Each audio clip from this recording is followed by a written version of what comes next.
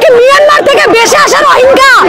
আমরা বেশি আসছি, আমাদের জন্ম এই দেশে। ব্রেকিং নিউজ, সংখ্যালঘু হিন্দু সম্প্রদায় দোকান ভারী ভাঙচুর ও অগ্নিসংযোগ, বাদ যায়নি উপাসনালয়ও, ভেঙে ফেলা হয়েছে হিন্দুদের উপাসনালয়, দেওয়া হয়েছে অনেক স্থানে আগুন।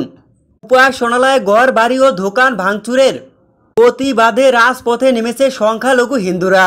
দীর্ঘদিন ধরে আন্দোলন করে যাচ্ছে তারা, সুষ্ঠু বিচারের দাবিতে রাজপথে আন্দোলন করছে তারা। দুর্গা পুজোর আগেই তারা ৮ দফা দাবিতে রাজপথে গণজোয়ারে রূপ নিয়েছে। ঢাকার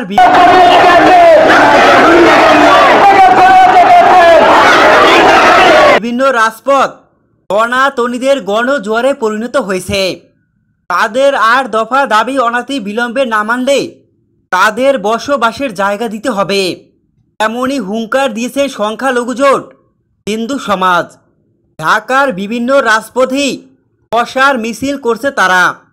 লাখো লাখো সংখ্যালঘু হিন্দুদের মশাল মিছিলে ঢাকার রাজপথ গণজোয়ারের রূপ নিয়েছে। দীর্ঘ থেকে দীর্ঘতর ভয়ঙ্কর আন্দোলন গড়ে তুলেছে তারা। সংখ্যালঘু হিন্দুদের আন্দোলনে ঢাকা বিশ্ববিদ্যালয় প্রাঙ্গণ গণজোয়ার বইছে সমস্ত স্থানে।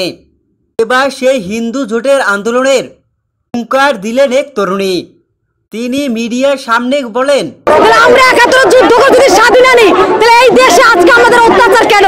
কেন এই দেশে আজকে আমরা থাকতে পারবো না আমাদের অধিকার নিয়ে? আমরা কি মিয়ানমার থেকে বেশি আসা রোহিঙ্গা? আমাদের জন্ম এই দেশে, আমরা বেশি আসিনি। 1971 সালে যখন যুদ্ধ হয় তখন হিন্দু, বৌদ্ধ, খ্রিস্টান সবাই একসাথে যুদ্ধ করেছিল। যদি 71-এর সময় আমরা যুদ্ধ করে স্বাধীনতা আনি, তাহলে আমাদের উপরে এখন কেন নির্যাতন হচ্ছে? কেন আমরা এই দেশে থাকতে পারবো না? কেন থাকার অধিকার নেই? এভাবেই সংখ্যালঘু গণ আন্দোলনের মধ্য থেকে গর্জে উঠেছে এক তরুণী।